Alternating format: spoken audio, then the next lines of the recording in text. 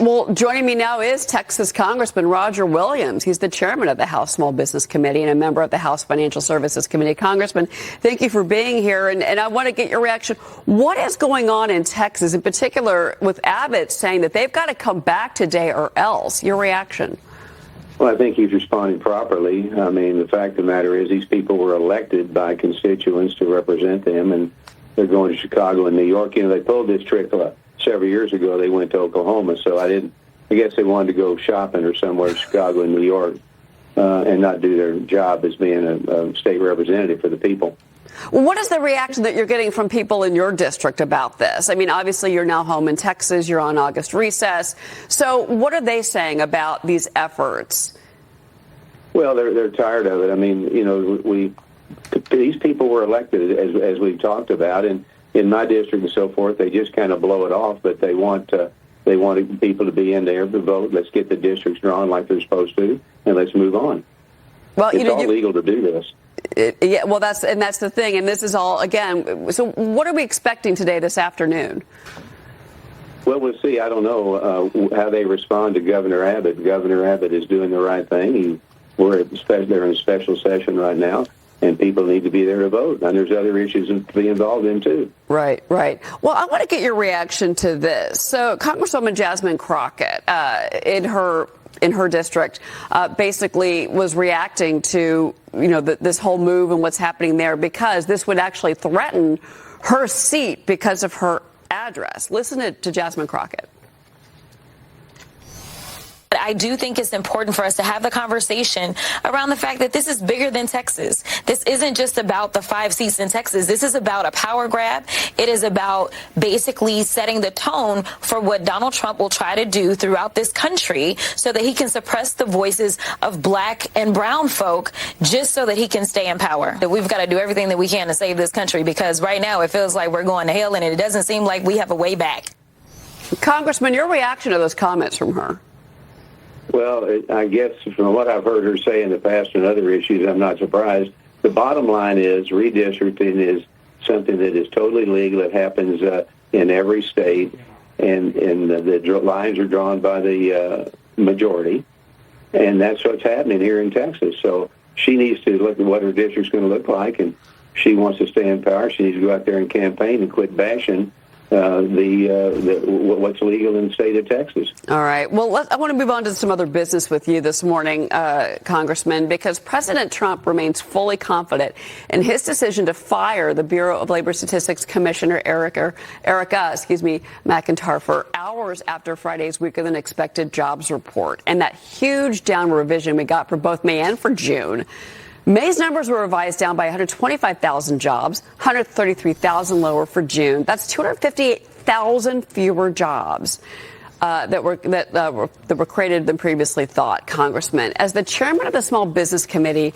you hear directly from American business owners about how they're faring in this economy. And there's a lengthy piece this morning by Alicia Finley in the Wall Street Journal saying that one of the problems about how this data is being collected at BLS is because a lot of these small business owners just aren't responding.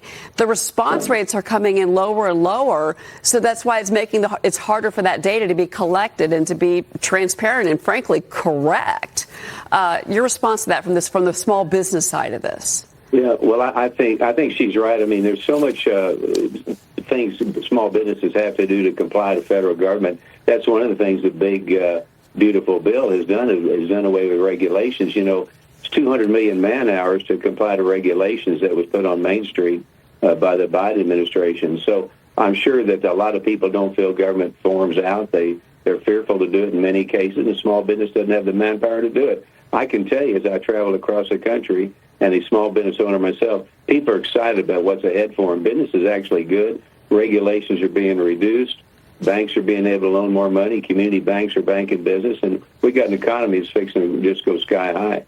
Yeah, well, and maybe a lot of these small businesses, as large corporations as well, maybe they were kind of waiting a little bit to hire until they got more clarity. But, you know, this data was collected before the big, beautiful bill was passed. So that's, I think, potentially another factor here. Congressman, you have been working to codify President Trump's executive orders into law, including your recent legislation, the Freedom to Compete Act, which is meant to reduce anti-competitive regulatory barriers. This will require all agency heads to work with the FTC and the Attorney General to identify red tape that's harming new market participants, Congressman. Why was this important to you? Well, it's important because we need to find a way to do business for Main Street and not find a way not to do business. And as I said earlier, there's over 200 million man hours to be able to deal with these legislation from the federal government. So it makes it competitive. It makes it fair. And these head of these agencies need to continue to find things that are not fair and let business be able to do business easier and faster and frankly be more secure when they do it. Congressman, before you go, I do want to get your take on this. First day of recess for the Senate, but Senate Minority Leader Chuck Schumer, House Minority Leader Hakeem Jeffries, they're looking ahead to the looming government shutdown at the end of September. They just sent a letter this morning to the Republican counterparts, Senate Majority Leader John Thune, House Speaker Johnson. They want a meeting with the Big Four. They're now officially out until September 2nd. And there's no deal on dozens of President Trump's latest nominees after those bipartisan negotiations collapsed. Republicans are now pushing for a rules change upon their return. I know this is the Senate, but I want to get your take on this.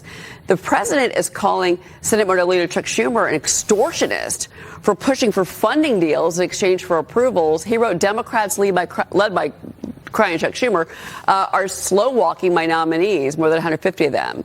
They wanted us to pay $2 billion for these approvals. They're lunatics, Congressman. Your reaction to that before you go? Well, it's kind of green mail, isn't it? The fact of the matter is the president is due his appointees. They need to stay there and get it done. There's nothing in the Constitution said you hold it up because you want something on your side. And I think it's just typical where we are. They dislike for Trump and dislike for America. And we've got to get this fixed, and he needs his appointees done. They need to come back and go to work. Well, certainly the work of the country and hopefully not a shutdown would be great. Congressman Roger Williams, great to have you on the show. Thank you, sir. Okay, Cheryl. All right.